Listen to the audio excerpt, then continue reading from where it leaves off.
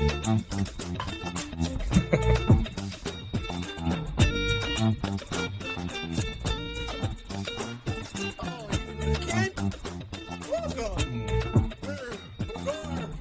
time to GORP. Everyone sit down. Shut up. Today, GORP stands for Get Our Respective Perspectives. Because we're talking about table topics, just conversation starters and stuff. And I'm going to pass it off to Brooke, who's going to tell us how to play. Hi, I'm Brooke. You can catch me at BrookerLoves on the Instagram or TikTok. Well, This is a cool deck of cards that has questions or conversation starters on there. There's 4 topics, like big serious things, tender things, emotional things. How tender? are you tender? Very tender. When were you last tender? And warming up. So we'll just see how it goes. Okay. Here You we guys ready to are. play? Yeah, we're Yeah, off let's to do the it. races. Pick them. Let's start with a warming up. Imagine you couldn't sleep tonight. What thoughts might you turn over in your head? Ooh. So, for the radio Go ahead. audience that's listening to this on Spotify, Josh is just saying "ooh" and thinking very deeply. Yeah. If you can't see it, I'm thinking real hard. Real deep thinking. Something that I turn over He's in got my his head. thinking face. Usually I'm going over like this list of chores that I'm supposed to be making, but I know that when I make the list, I'll just ignore it. So I think about that process. So like the chores I got to do, and then I'll like make the list in my head, and then I'll say, I got to write this down. I'm not getting out of bed.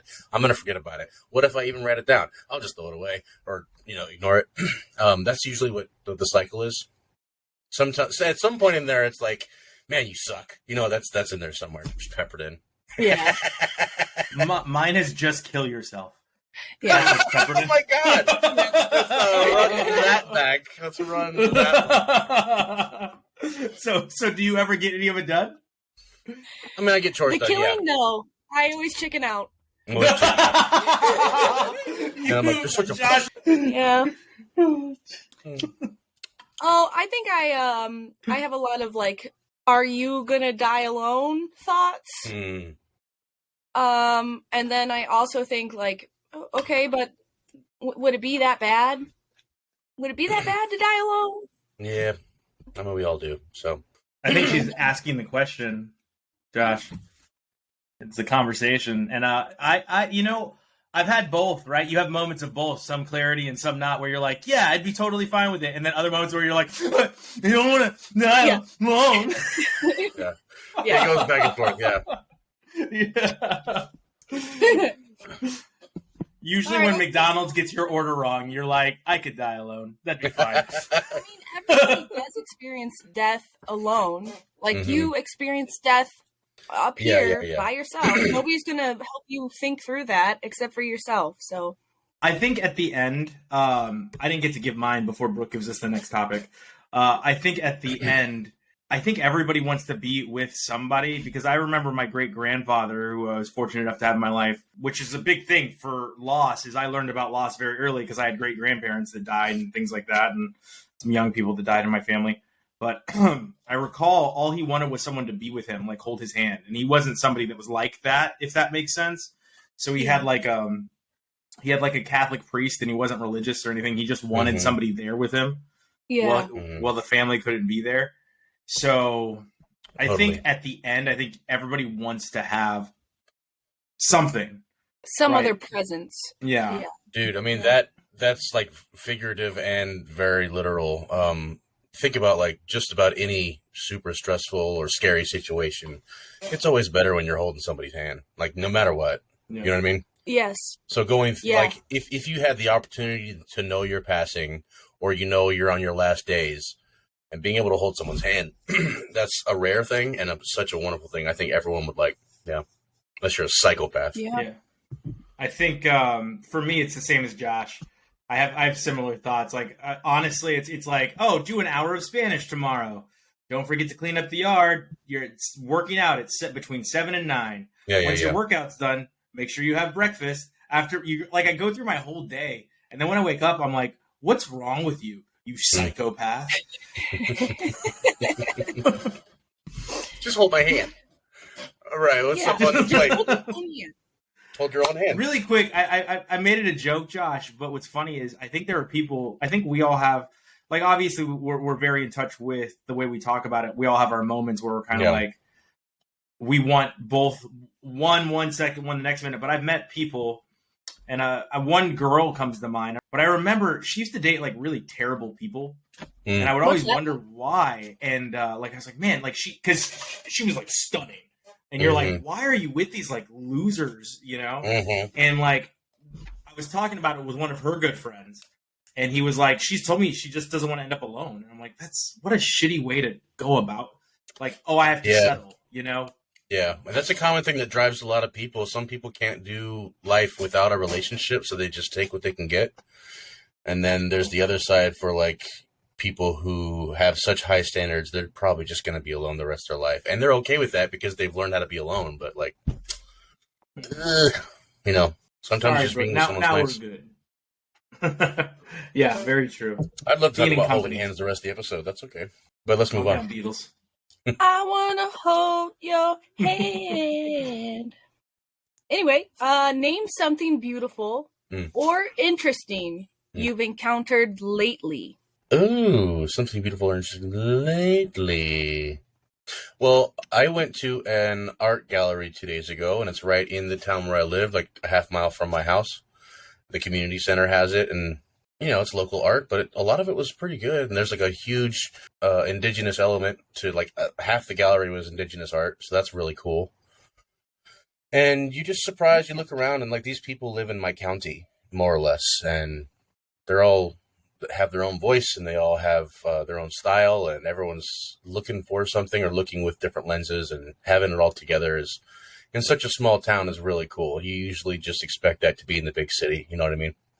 So it was nice, and I think really beautiful to know that there's, you know, beautiful minds all over us, all around us. All over. I like that. That's awesome. The best one was a Cheeto. It was a Cheeto that was probably like 2.5 feet big, to scale. It's a puffy Cheeto. It was made of cardboard, but it looked like a straight up puffy Cheeto. It was really well done. I wonder. I don't know if I could like be around that and not want to bite it.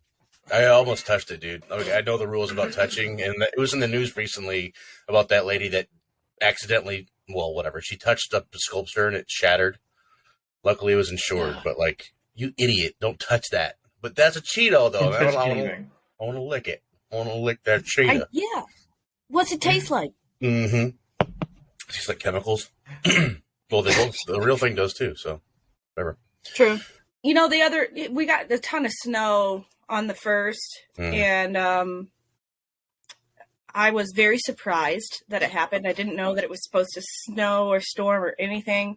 And so when I let my dog out in the backyard, it was so bright. It was like blinding almost because the backyard was filled with snow. And it was like, it kind of like shocked me, surprised me a little bit. Like, oh, wow. And the sky was just really blue. And so I think that's probably a beautiful, interesting thing that I've encountered. When it's super bright. Snowblind. Yeah. Yeah. That's kind of cool. Like, it kind of takes my breath away. Like, wow. I like it when it's like that and the light just catches it in some places, so it's crystalline on the snow. Yeah. It's got the prismatic vibes. Or you can vibes. see like a little bit of blue in snow because it's like so dense. Yeah, it's like it's glowing sometimes when it's like when the daylight's fading. Millions of little diamonds. Millions of diamonds. Shine bright like a diamond. What's beautiful or interesting for you, Fry Guy? I said hope. Seeing somebody get hope this week. I mean, I had to teach surprisingly this week. I was supposed to be off this week, and I am the go-to whenever somebody gets sick, because I pretty much say yes for everything because I don't really care. Like, whatever. I'll just do it. Plus, if I do it, I know it gets done right. You guys like that at all? You're like, I just do it, it'll just get done right. Yeah. Just let me do it. But yeah, no, seeing people get hope, because I find in this world there's so many people like just willing to crush hope because they don't have any or because they've accepted their shitty life. So they try to suck the hope out of other people because company. Hurt people hurt. What's up with that? I don't know, but I always try to teach my students like with that hope, like, hey, don't give this up. Like, I understand it's been away for a while since you've been doing this job, but keep hoping, because if you do it, it's your fault. You can't blame the world. You made a choice to give it up.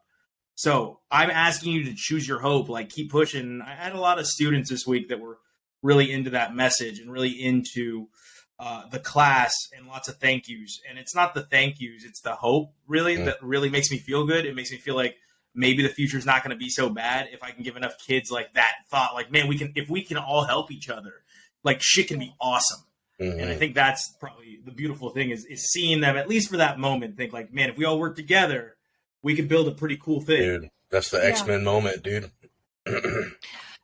So I actually rewatched The Midnight Gospel on Netflix recently.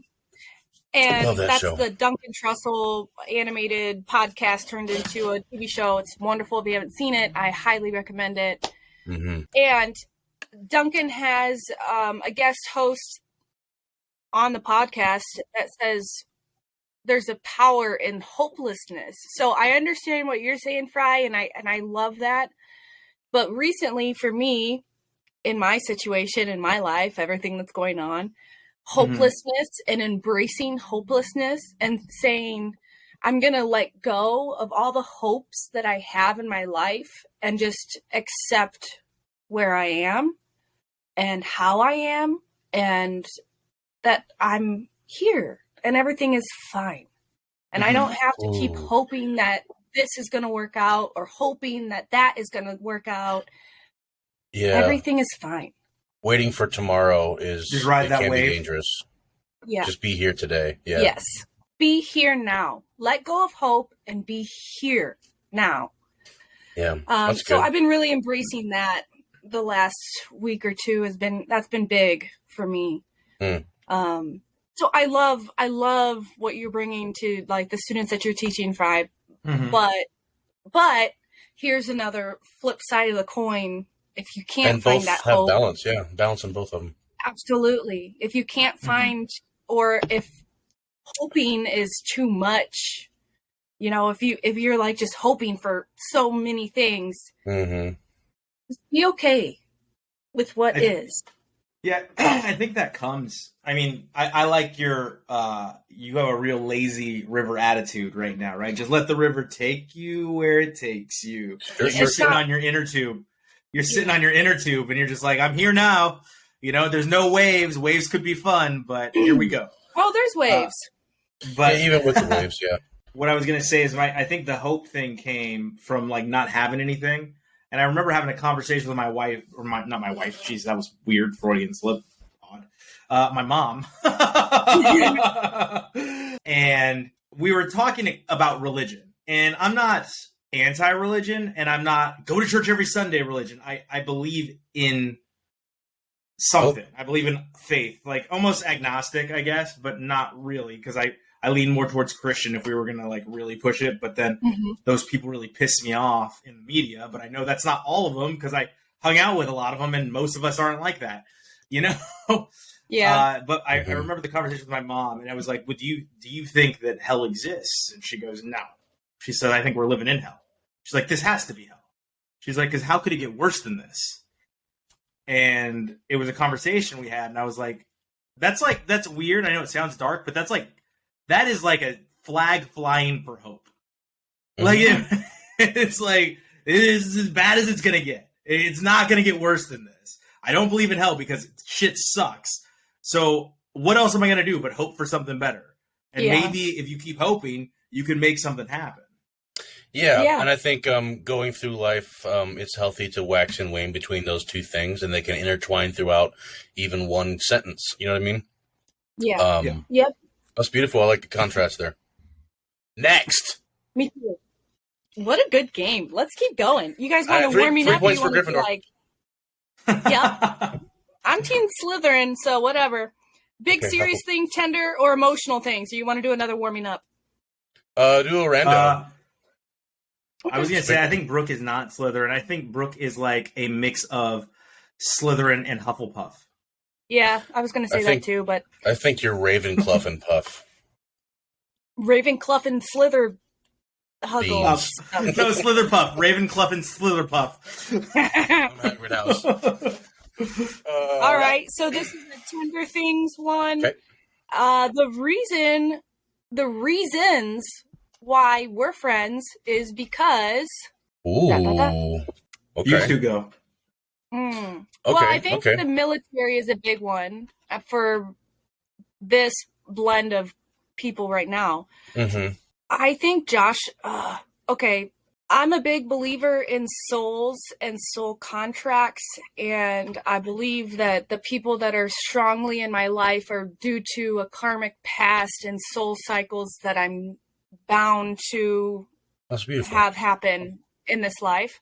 So I think that the reason why Josh and I are friends, you're one of my soulmates. Honestly, that's what that is, and we're bound to each other because we've known each other before. That's just how I feel. That makes perfect sense because, like, I don't know if you remember. Like, I'm not going to step on you answering your question, but if you remember when we first met, it was me and a buddy. We were trying to like startle you, like, "Hey, get dressed. We're going to the club right now," and that's what we did.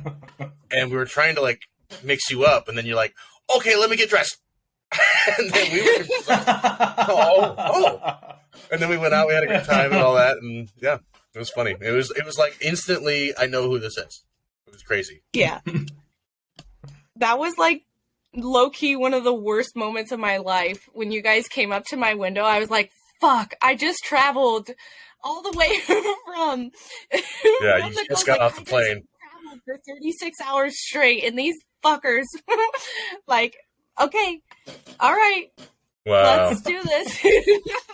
What do you guys think? Well, from me and you, Brooke, it's the same. You're my, like, I've told you before, like, what is it, static space in my universe. You're like something to cling on to, like you're static. You're not going anywhere. And no, we had that connection in the Air Force, like totally friends and stuff. But I separated, and then kind of a distance from just about everybody in my life. And then we just reconnected somehow on like Facebook or whatever. And then I went to go visit you, and that was like solidification of like our modern friendship after that huge break. And it's really ever since then I've talked to you almost once a week. Like, so that's super cool. Fry Guy, you kind of have to with the show. Yeah. I mean, before that, dude. But we have a strong understanding of each other, and that's really great. With Fry Guy, we met. It was sort of similar to what we did to you, Brooke, but like I would just go to the day room because I knew that's where people would be, more or less. And Fry was the guy who's like, "Hey, come do drink over here," and I'm like, "Yes." And then so we shook hands and we said, "Protein." Yes.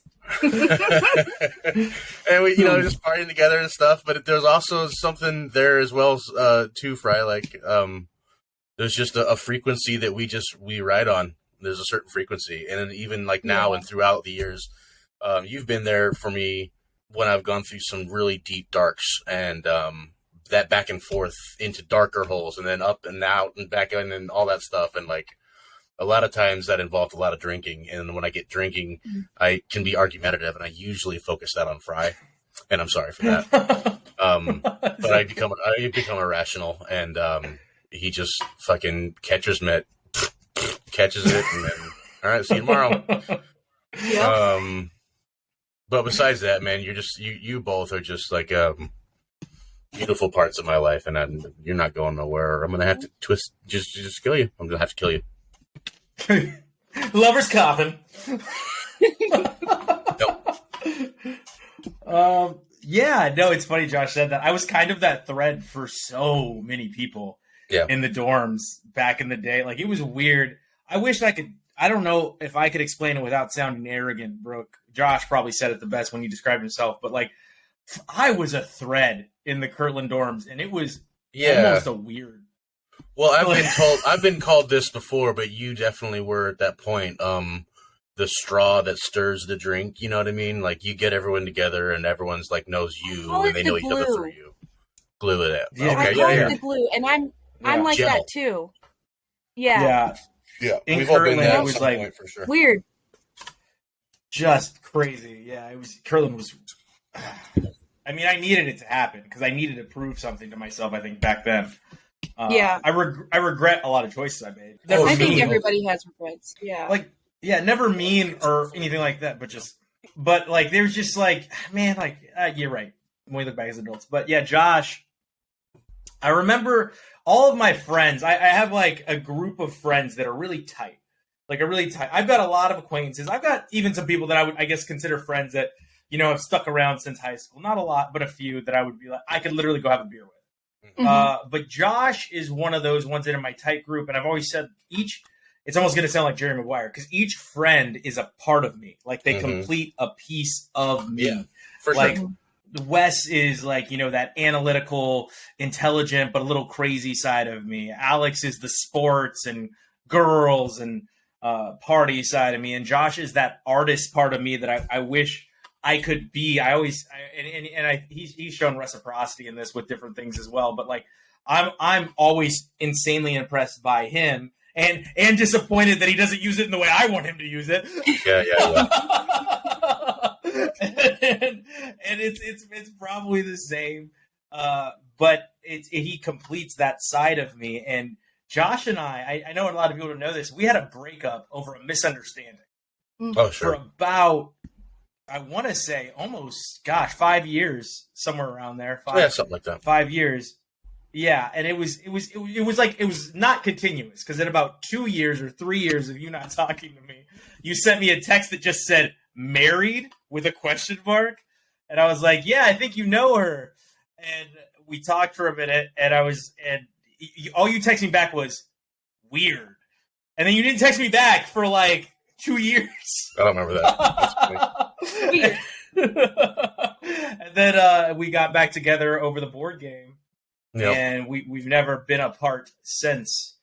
So with Brooke, you had told us something when you came on, and that's kind of stuck with me. When you first started, I think after your first episode, you said, yeah, I'm sorry I was a little quiet. I was trying to feel everyone out and see how people's personalities were. It was something to that extent. Yeah, and I dug that because, I can appreciate that. Like, will they accept me, and do I accept them? Right. And just, I do that too, yeah. How am I supposed to interact without causing trouble? I don't know. Yeah. Yeah, I don't, and I don't view anything as trouble. And I'm super stoked you stuck around, because I love your personality. I think it sucks that you're going through stuff, but I think that just makes you stronger and gives you more experiences on how to help other people. Because as jokey and as sarcastic as we are, you are, or at least appear to me in our interactions, however long they may be, someone that is willing to both listen when you need to listen and give advice when you feel like it's called for. And I really like that. I enjoy that. Thank you. I appreciate that. Wise old tree, Brooke. Yep. What do you want more of in your life? Oh, God. Oh, Jesus. What do I want more of? Cinnamon Toast Crunch? Yeah, fuck yeah. Fuck yeah, dude. I'm a cinnamon girl. I'm a little cinnamon girl. So I know that we've kind of talked a little bit about woo-woo stuff before. My moon sign is Scorpio, and Scorpios are known for wanting intimate connections. And so what I want more in my life is intimacy. Not sexual, but just intimacy. I want to know the depths of people's souls. Depth of souls. That's a good name for a cast. Yeah. And to feel connected. For sure, that's good. Your soul is mine. I'll go outward and inward. Outwardly, it'd be cool to just have more making out with people. Yeah. Been single for a while. Nice. But inwardly, almost everything that I desire and everything that I daydream about as far as goals and whatever, all of it involves me needing more discipline and being more patient with myself and trying harder. You're not trying hard enough is not a good mantra, but let's keep going is. And I don't really buy into that as often as I should. I'm getting better at it every single day, but still have a long ways to go. So that I could really use more of that. What about you, Fry? I like that. The accountability piece was really good. I don't know. I just, it's funny. Whenever I get asked this weird question, my answer is always like happiness. I think happiness is like the perfect. I just want to seek out happiness. Wherever it is, whatever. If it's money, cool. If it's not, if it's experience, cool. If it's people, cool. But that's even since high school. It probably again comes from being like broke and not like dealing with it, but compartmentalizing everything that was going on in my life as I was a child, and knowing like as an adult now a lot of that shit was bad and wrong and should have never happened. And I'm not good at talking about that stuff. I'm kind of when it comes to that, I'm a, what is it? Steel, Shaquille O'Neal and Steel. But I think that's what makes it so good at relating to other people. So happiness is always my answer to that question. It's like, man, you know what we all need is probably happiness. We need to find something that gives us joy. Like I think the world being a thief of joy, like I said earlier, is what causes all this shitty shit that goes, all the shitty politicians. Like they don't have any joy. There's no joy in their lives. Their life is miserable. And as much as I hate them, I pity them. If that makes sense. Like I hate them immensely and I pity them just as much because I'm like, you must suck. Like no one in your life really loves you. No one in your life really cares. They're all sucking at your teeth. So I think that my answer there is just happiness. Like I would love to have more happiness. Happiness is a warm gun, bang shoes. I thought you were going to do Just Friends, Josh. I did. Where she's writing this song with Ryan Reynolds. Forgiveness is more than saying sorry. Oh, God. All right, let's try a new card, Okay. What are you currently worried you might forget or overlook? What are you currently worried you might forget? I want to go first. I have a thread this episode. To live. Forget to all the live. Time. To live. Like, that's it. That's my biggest fear in all things. And that's why you see my Instagram reels and my Facebook posts. It's because, like, whenever I'm in these areas, I get advice like, oh, you should just stay at a hotel on base. Oh, you should. And I'm like, you guys suck. Like, go live. Like, oh my God. You know how many people would kill for the job we have? We're traveling around Europe. We get a paid trip every week to a new city, a new country. And you guys are staying on a military base. Like, go live. Like, and so I'd say, what am I afraid of? It's I'm afraid that I'm not living. Like, I want to go live.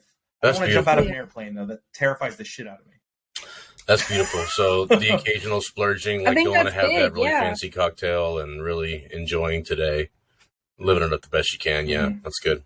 I'd say mine's very similar now that you bring it up. I'm not sure if I had an idea before that, but I'm chronically depressed, and it comes in waves, but it comes for a long time when it's here. And I don't recognize it's there. That's the crazy thing about depression for me is most of the time I'm depressed, I don't realize it because it's so normal.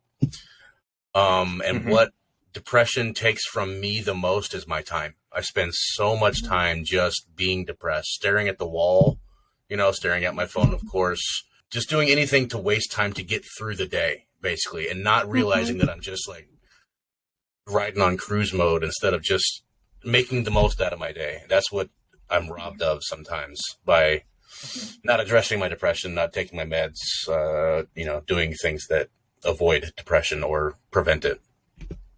So yeah, I'm with you. Same answer. I don't want to say the exact same thing, but I'm currently experiencing a lot of depression. I'm going through separation. I'm living alone. The closest person that I know for longer than a year is 5 hours away. Like I am it's a dark hole. And I feel like right now I'm like mentally aware enough to recognize that it's happening, but it doesn't change the fact that it's happening. It's just that I know that it's there. And like, right. You can't shake yourself out of it sometimes. Yeah. And so what I feel like I might be overlooking or not experiencing is the kind of freedom that's also happening right now for me. Like my life is drastically changing right now. And instead of embracing the change and going with it, I'm kind of just like holding on and stuck in the sadness. So I feel like I'm overlooking some of the freedom or fun that could be had. Yeah, it's kind of like when you're like when you have a big trip coming up, but it's going to be like a long trip, and you're stressed about it because you have to, batten down the hatches at home and make sure everything's good while you're gone. Whatever this case may be, you're stressed about leaving, and it's one of those things like that's why we put off to the last minute to pack, or for no reason we just decide, no, I can't leave without this, and then you just like half your day is ruined because you're focusing on dumb stuff instead of just embracing the fact that you're about to go on a great trip and it's going to be fun. Let's get to it, Well, you're missing out on today. You're going to let it just pass you by. That's tough. You're not living.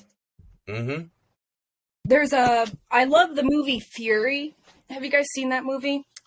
We're going to see it this week. So interesting. That is so interesting that you said that. on our movie podcast, that's our required watching this week. So I haven't seen it before. Popcorn and beers. Yep. Yeah. Have you guys seen it before? I have, yeah. He has. Okay. There's a quote that I think Shia LaBeouf says, don't worry about tomorrow. Those are problems, or tomorrow will worry for itself, basically. Ooh. I don't know the exact quote. Yeah. But it's like, embrace today. You don't get to do it again. Anyway. For sure. That's good. I love that movie. I'm excited to see your guys' review of it. Yeah, for sure. It's our drunk classic this week on Popcorn and Beers. Yeah. Popcorn and Beers. All right, let's do a different one. Maybe get back to a warming up, or what do you got? Some good? Pulled an emotional one again. What would you want to be forgiven for? That's big. That's a big one. I don't know, hurting people, if intentionally or unintentionally. But that's not fair to that person. So what would be fair? Because it's not fair to somebody to be like, you should forgive me. So I don't like that one. What would I want to be forgiven for? Not accomplishing everything I probably should have because I was too lazy or too afraid of failure or too afraid of success. One of those three things. Letting people down. Yeah. Letting people down, hurting people, surely. Mine's more inward though. I mean, some therapy would be great, but there's a big list of things that, like when you have a random memory pop in your head about that time that you were an asshole or whatever embarrassing moment. Like there's so many of those things that are like, they're on a list, but I don't have access to the list yet. And self-loathing is a big part of my day-to-day in general. Most of the time I have it under control, but when I get to that dark space, there's a lot of self-loathing there, and you just got to forgive yourself for it and move on. That person, whatever that person was or who he was, didn't exist anymore. Like he's gone. It's a whole different plane of existence now, and there's no need to dwell on stuff like that. So self-forgiveness would be great. Forgive yourself. Treat yourself. Treat yourself. I think I want to be forgiven, and I don't think that I need to be forgiven. I think it's already happened. It's maybe kind of what Josh was saying, like letting go of it within myself a little bit. For, how do I say this? I feel like I kind of wasted time a little bit with people, like more specifically with my marriage, and I feel guilty. So I want to be forgiven for that. I think you lived a life that you were meant to live, like you said, right? Like you said, you live this through the universe. And I think like you said, everything happens for a reason. Like even now, I think it's normal to go through all things like that. Anna and I have been together, gosh, a long time. 100 years. Long time. We've been just celebrated our 12th anniversary, and then we were together before that. But I think your thoughts are totally normal because I always think to myself, like, so I don't want to be guilty of taking her amazing years, and I don't want her to feel guilty taking. But the cool thing is like I think we have a cool understanding. Like we're both going to be irritated with each other at some point, or we're both going to be mad. Yeah. We both want the best for each other. So we're not. We've discussed like it's interesting how, and I think it has to do with also me being so wrapped around being open to closure and being open to criticize and someone being mean to me. Is I'm kind of like we talk. I was like, well, I mean, like if we get divorced or anything like that ever happened, I think we'd still be friends because we don't like. There's nothing about us that makes us angry with each other or anything like that. It's usually something trivial. But I think us talking through that stuff has really helped understand. Like, no, this was what was supposed to happen. We were supposed to go on this trip. Like, we were supposed to find each other because she's from Virginia, I'm from California, and we met in New Mexico, right in the middle. So I think you did what you were supposed to do. I don't think there's any forgiveness required for you living a journey. I think you did the right thing. And I think now it's time to take a different turn at that fork in the road. It's just you're going down he's going left and you're going right. And that's fair. And I think you kind of explained it a lot too with the way that maybe you and Anna are. Like, I have nothing but love for Dan. Like, nothing but love for him. But I think it's like, I don't want to have wasted his time. Like, time is so precious. So. Yeah, see, I've dealt with that too, but it was more like I wasted my time, and I actually for a long time held on to the old cliche. Like I gave her with my marriage or whatever, I gave her the best years of my life. Right, that's when I was the most healthy and all, the most spry, and I had it all going for me. Blah blah blah blah blah.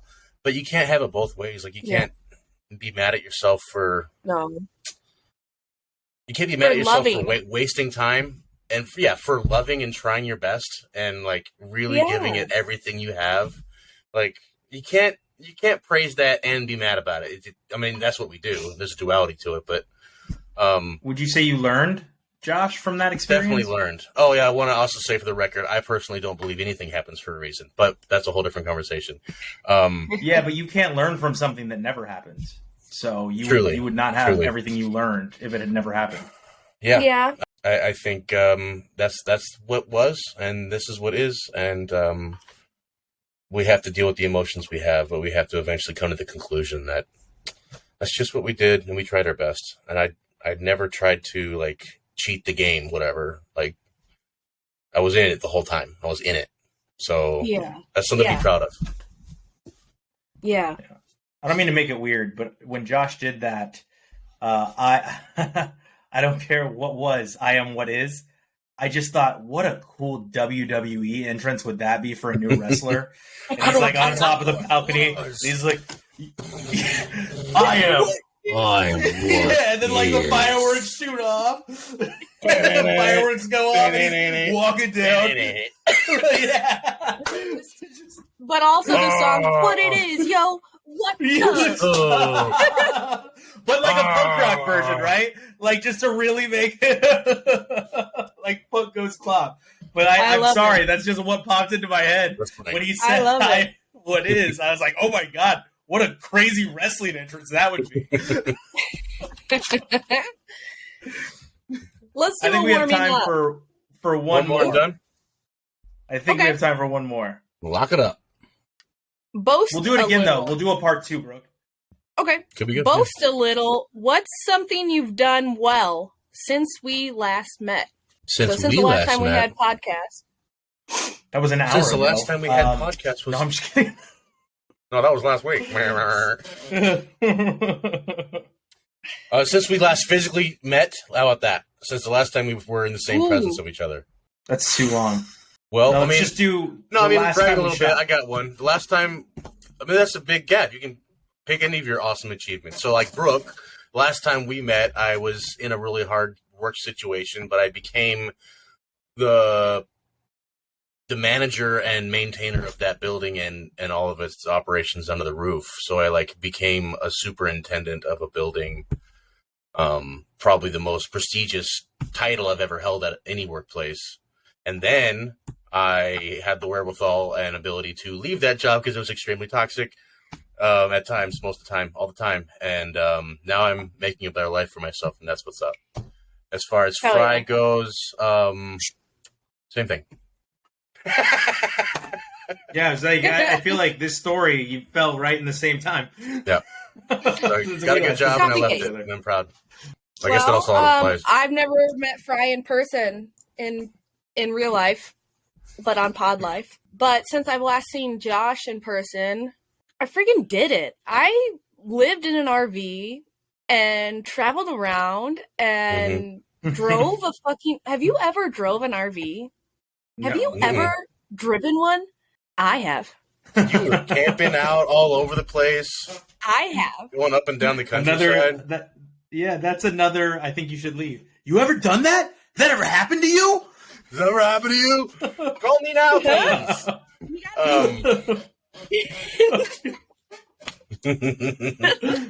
But that really, like, you achieved the dream that so many people always daydream about. Yeah. You did it. Like, yeah, I did. And they wait till they retire, Brooke, and you did it when you were still young and crushing it. And I got my yoga teacher trainer certificate. I went to Ayurveda school. Yeah. You're certified. I'm certified. He's certified. Something else, fad. Anywho. Awesome. That's awesome. What about you, Fred? I don't look at very many things I do as awesome, and I think that's a toxic trait I have. Well, we're going to try it right now. But I would say to the layman, I've worked in a job that I enjoy the job genuinely. I don't enjoy the leadership. And usually I would just apply for their job and get it and be the leader. But I didn't want to do that. I promised myself I wouldn't keep doing that, so I didn't do that. And that's let me travel to, in the last year, which is the last time I saw Josh, as you said, Brooke, we haven't met each other in person yet. I've been to, let's count, Turkey, Bahrain, Luxembourg, Germany, Italy, Netherlands, Wales, I think that's Belgium, and that is 8 countries, I think. And I might be leaving some. Didn't you go to Croatia or Prague?